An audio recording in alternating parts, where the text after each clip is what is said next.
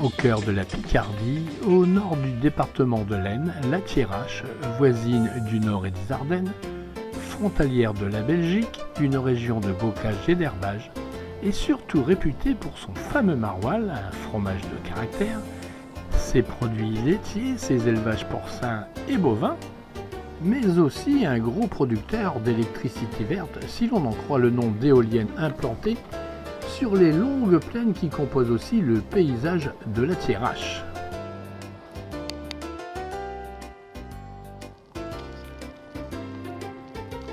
Notre périple du jour nous mènera sur la route des églises fortifiées de la vallée de la Serre et de la Brune pour la visite d'une vingtaine de ces 60 églises répertoriées que compte la Thiérache.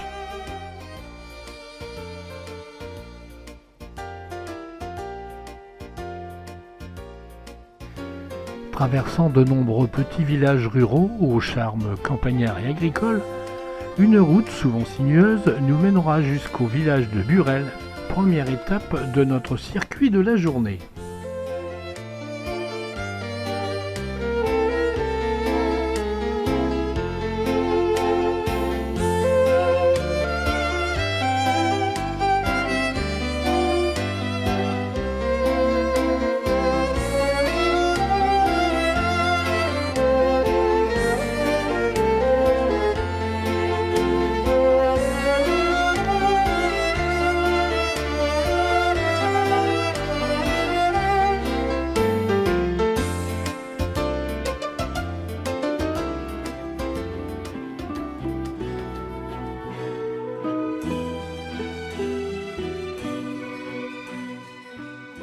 L'église Saint-Martin de Burel est l'exemple type du patrimoine fortifié de Thiérache, avec ses briques rouges et son clocher-tour, la pierre blanche de son chœur. Sa construction représente clairement l'architecture hybride à la fois du sacré et du militaire.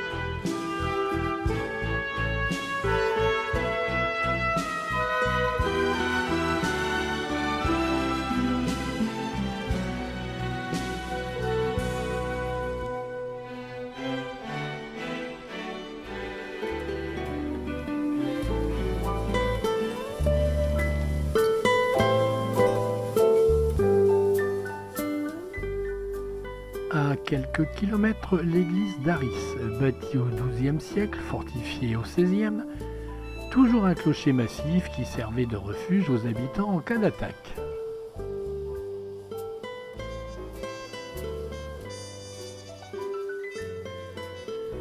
Légèrement surélevée, au beau milieu du village, c'est encore une église Saint-Martin, mais celle de Vigneux-le-Hoquet. Son donjon à 2 étages en calcaire blanc est un vestige d'un donjon à échauguettes datant du XIVe siècle. Une seconde salle de refuge se trouve au-dessus du chœur, à l'autre extrémité de l'église. À l'intérieur, particulièrement remarquable, séparant le chœur de la nef, un arbre de Gessé datant du XVIe siècle.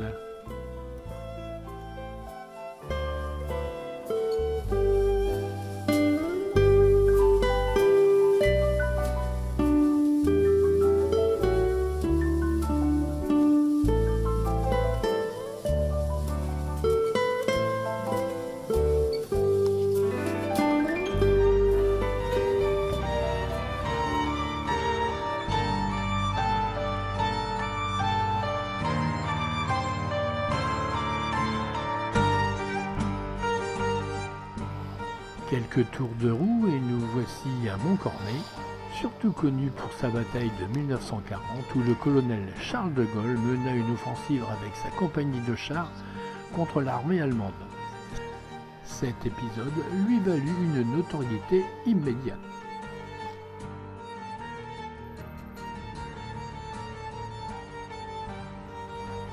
C'est aujourd'hui un joli petit bourg à l'allure bien sympathique qu'il était venu voit défiler de nombreux touristes qui viennent visiter la plus grande des églises fortifiées de toute la Thiérache. C'est la troisième en une dizaine de kilomètres à s'appeler Saint-Martin. L'église de Montcornet ne déroge pas à la tradition de donner le nom de ce saint patron, perçu comme gardien et protecteur au Moyen-Âge, dans une région souvent menacée par les guerres et les invasions.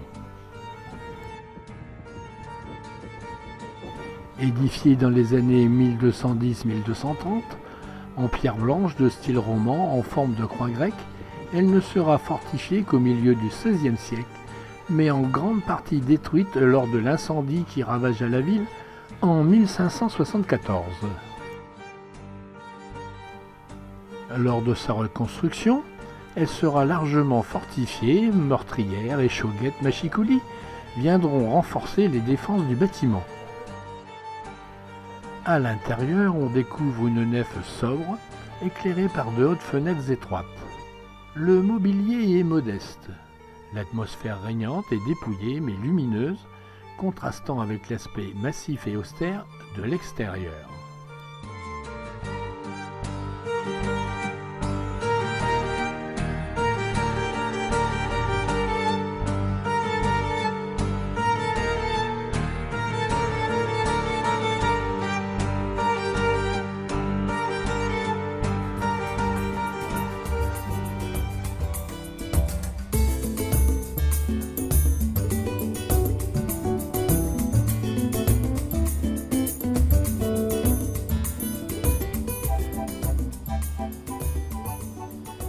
Nous nous dirigeons maintenant vers la petite commune de Rozoy-sur-Cère et son église Saint-Laurent. Située dans le quartier du Chapitre, l'église est en restauration depuis 2022 et n'offre évidemment pas une vue particulièrement captivante de l'extérieur.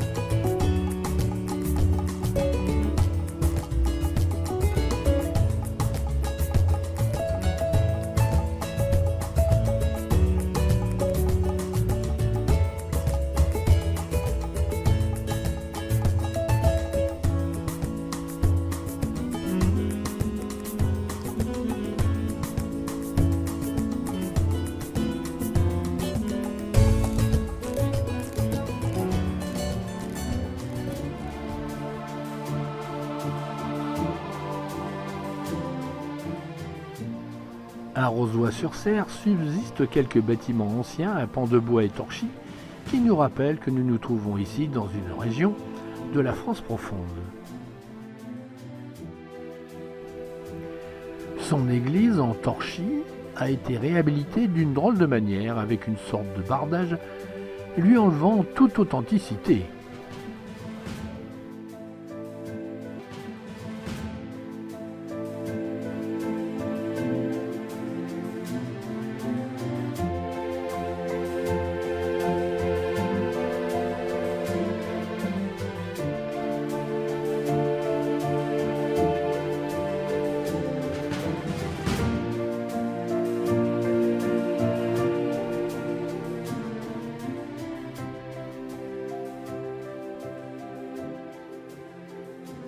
L'église Saint-Nicolas de Grand-Dieu, entièrement construite de briques rouges, son entrée est surmontée d'un clocher datant de 1770. Les nombreuses meurtrières que compte l'édifice montrent particulièrement son côté défensif.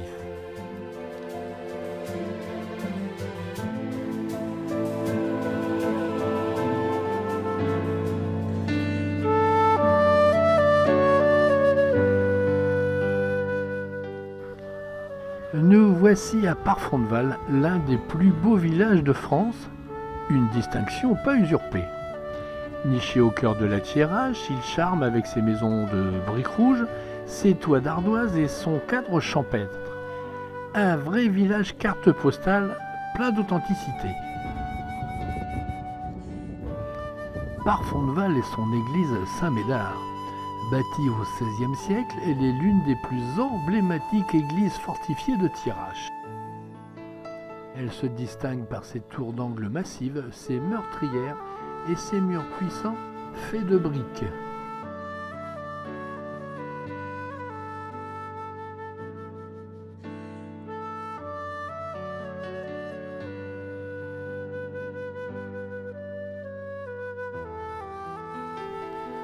En franchissant l'épaisse porte de bois, on découvre une nef unique soutenue par une solide charpente de bois.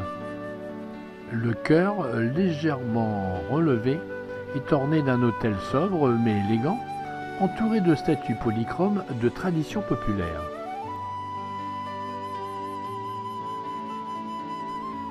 La beauté du mobilier est mise en valeur par la luminosité émanant des hautes fenêtres et des vitraux qui filtrent une douce lumière.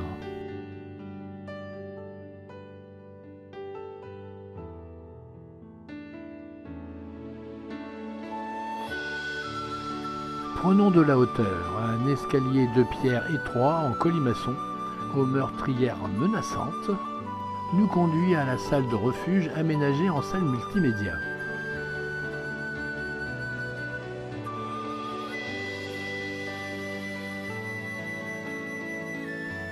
Tableaux explicatifs, vidéos, diaporamas nous font revivre les heures difficiles endurées par les villageois.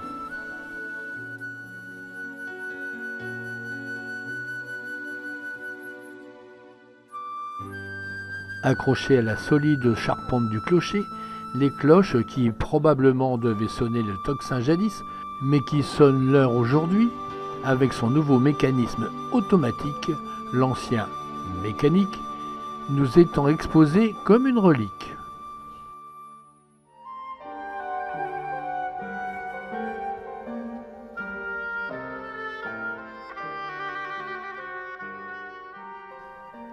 Et si d'aventure vous disposez de quelques minutes, n'hésitez pas à pratiquer les petits itinéraires que propose cette charmante petite commune ou d'y faire une pause déjeuner dans sa petite auberge. Fermée le lundi et mardi, je n'ai pas eu de chance.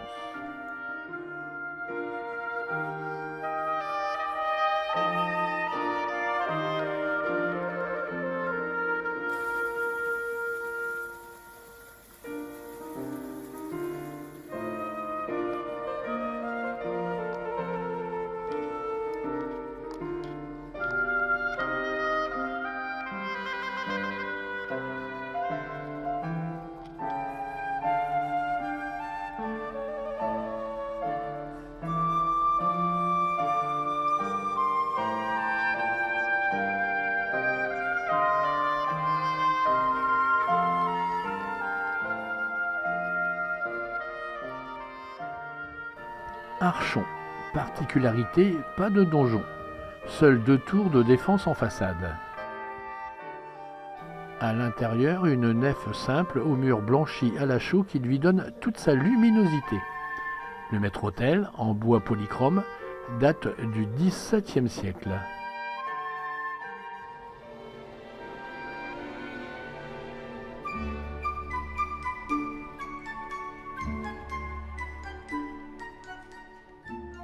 Doïs est son église Saint-Martin. Elle date du XVIe siècle. Son intérieur est sobre, une nef rectangulaire, des statues de tradition locale, des fonds baptismaux anciens.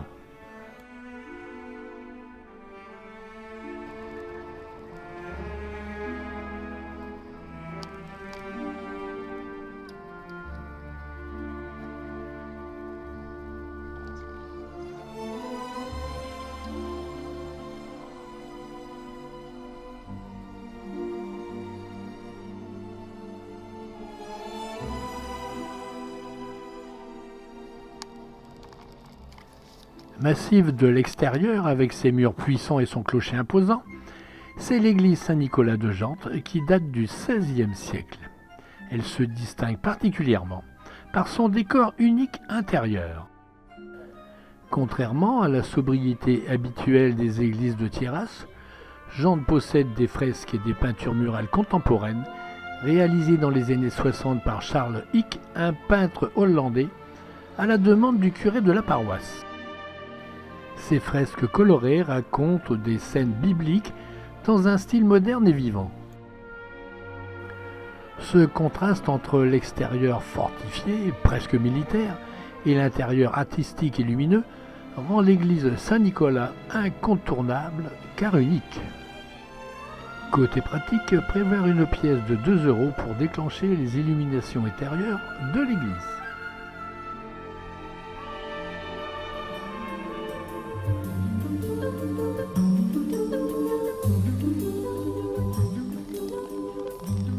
À Plomion, son église Notre-Dame est l'une des plus visitées de la région.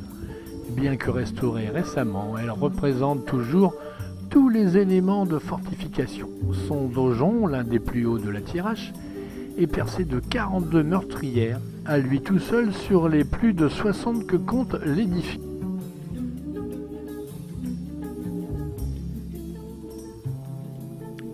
Dans le chœur, un autel simple et harmonieux entouré de quelques statues de saints locaux.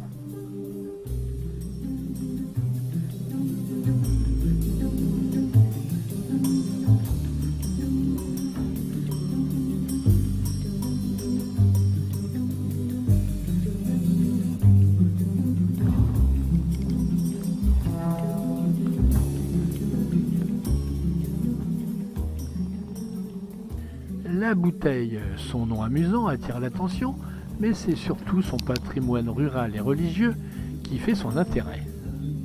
Son église Notre-Dame était un véritable refuge collectif en cas d'invasion, en plus de sa fonction spirituelle.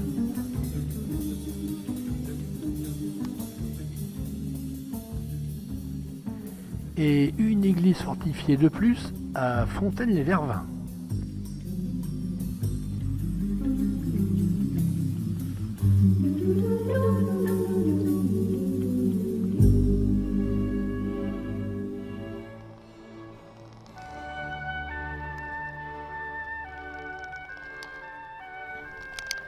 C'est parce que Vervins était cerné d'un mur protecteur et de 22 tours de défense au XVIe siècle que l'église Notre-Dame ne possède que très peu d'éléments défensifs.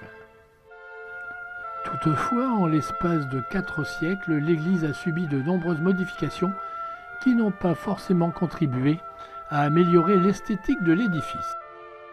En revanche, l'intérieur de l'église est spectaculaire, avec ses 8 piliers peints de tableaux votifs et ses nombreux meubles et tableaux.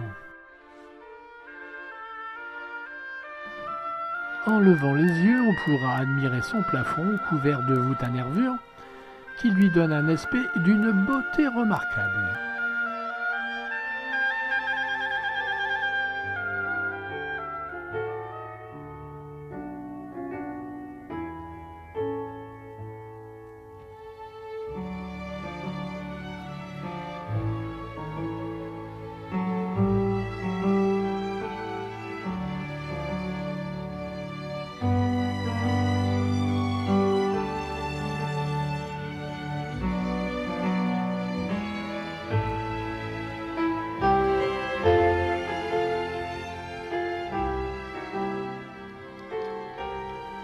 Lugny, Oury, Gronard, c'est presque la fin de mon périple en Thiérache.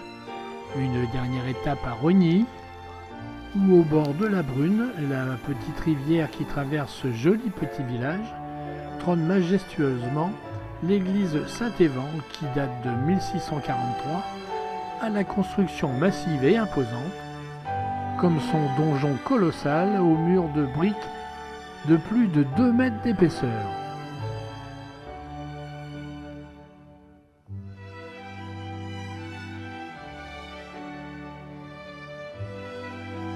Voilà, la balade est terminée, une vingtaine d'églises visitées qui nous ont raconté à la fois la peur des guerres qui sévissaient à cette époque et la vie quotidienne d'autrefois.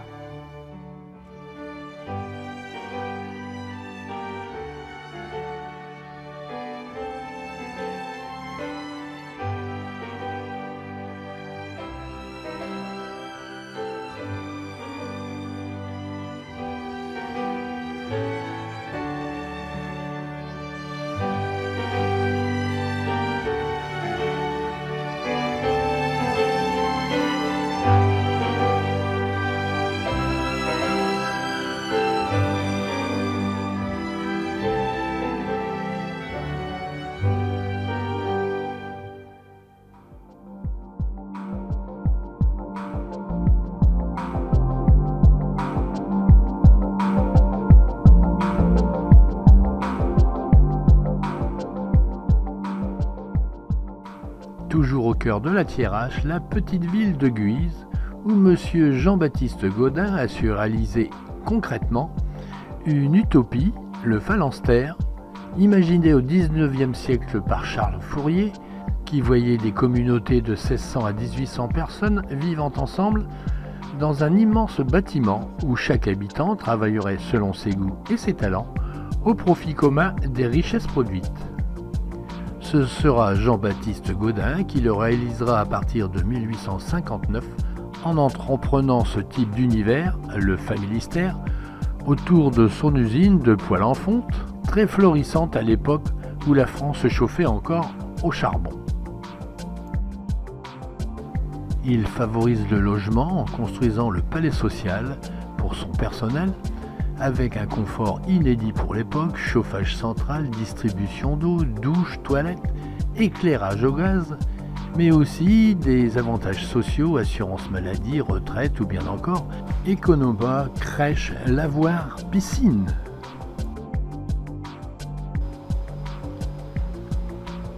Ce sont 3 grandes unités d'habitation, chacune édifiée autour d'une vaste cour intérieure, qui hébergeront jusqu'à 1500 personnes, les ouvriers et employés de l'usine et leurs familles.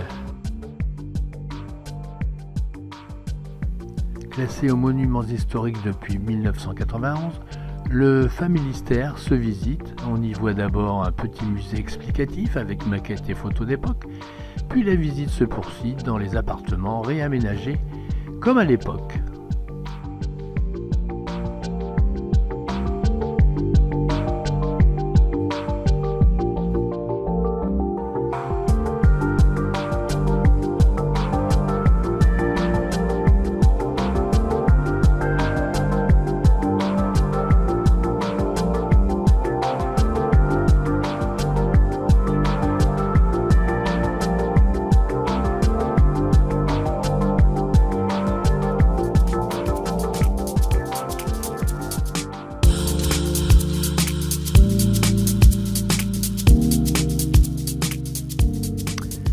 Lové dans un méandre de l'Oise, le Familistère offrait à ses habitants, chose rarissime pour l'époque, une piscine buanderie dans un joli bâtiment dédié à l'hygiène des corps et à la propreté du linge.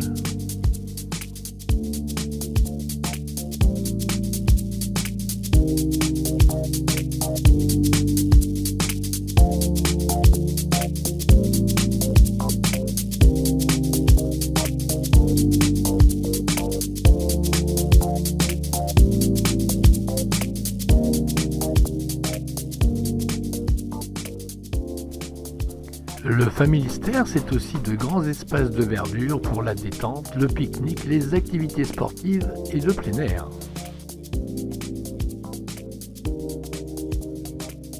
En plein air toujours, on pouvait aussi y écouter des concerts.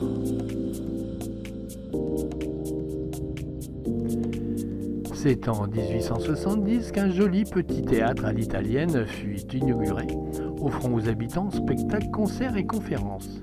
Chez Gaudin, l'art et la culture étaient accessibles à tous.